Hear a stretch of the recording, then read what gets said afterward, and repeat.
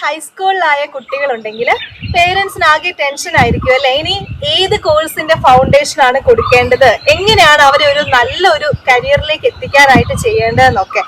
Civil service വിടണമെന്ന് ആഗ്രഹം ഉണ്ടായിരിക്കും, ജെഇയുടെ ഫൗണ്ടേഷൻ കോഴ്സിന് കൊടുക്കണമെന്നുണ്ടാകും, നീറ്റിന് വിടണമെന്നുണ്ടാകും. പക്ഷേ കൺഫ്യൂഷൻസ് ആയിരിക്കും. നന്നായി പഠിക്കുന്ന ഒരു ടോപ്പ് മാർക്ക് മേടിക്കുന്ന എല്ലാത്തിനും ഫുള്ളൊക്കെ മേടിക്കുന്ന കുട്ടികളാണെങ്കിൽ പേരൻസിന് ഉറപ്പായിട്ടും കൺഫ്യൂഷൻ ആയിരിക്കും. കാരണം നമ്മൾ എന്ത് കൊടുത്താലാണ് കുട്ടിക്ക് അത് ബെസ്റ്റ് ആവുക എന്ന് നമുക്ക് അറിയില്ല.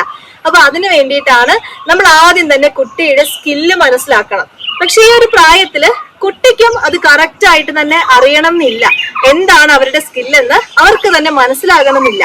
അതിനു വേണ്ടിയിട്ടാണ് നമ്മൾ പ്രോപ്പർ ആയിട്ടുള്ള സൈക്കോളജിക്കൽ അസസ്മെന്റ് കുട്ടിക്ക് ചെയ്യണമെന്ന് പറയുന്നത്. അപ്പൊ ആ ഒരു സ്കിൽ ടെസ്റ്റ് നമ്മൾ ചെയ്യുമ്പോൾ അവരുടെ ഉള്ളിൽ കിടക്കുന്ന കഴിവുകൾ എന്താണ്, ഏതിലേക്ക് പോയാലാണ് അവർക്ക് അതിന്റെ മാക്സിമം പൊട്ടൻഷ്യൽ ഉപയോഗിക്കാനായിട്ട് പറ്റുന്നത്, അവർക്ക് ഹാപ്പി ആയിട്ട് ഇരിക്കാൻ പറ്റുന്നത് എന്നൊക്കെ നമുക്ക് അറിയാൻ പറ്റും. അതോടൊപ്പം എല്ലാ സബ്ജക്ട്സിന്റെ ഫൗണ്ടേഷനും അവർക്ക് കൃത്യമായിട്ട് കിട്ടി എന്ന് നമ്മൾ ഉറപ്പുവരുത്തുകയും വേണം. ഇത്രയും കാര്യങ്ങള് നമ്മുടെ മെൻ ബൈ എമന്റില് നമ്മൾ ഉറപ്പായിട്ടും ചെയ്യുന്നുണ്ട് കേട്ടോ. കാരണം കുട്ടിയുടെ സൈക്കോളജിക്കൽ അസസ്മെന്റ് നടത്തുന്നുണ്ട്. എല്ലാ സബ്ജക്ട്സും +2 ലെവൽ വരെ കുട്ടിക്ക് കൃത്യമായ ഫൗണ്ടേഷൻ കൊടുക്കുന്നുണ്ട്. അവരിനി ഇത് കഴിഞ്ഞ് ഏതൊരു ഹയർ കോഴ്സിലേക്ക് പോയാലും അവർക്ക് ഒരിക്കലും ഫൗണ്ടേഷൻ ഓർത്ത് ബുദ്ധിമുട്ടേണ്ട വരുത്തേയില്ല. അത്ര സ്ട്രോങ് ആക്കി അവരെ ബേസ് ബിൽഡ് ചെയ്തിട്ടാണ് നമ്മൾ കുട്ടികളെ പുറത്തേക്ക് വിടുന്നത് കേട്ടോ.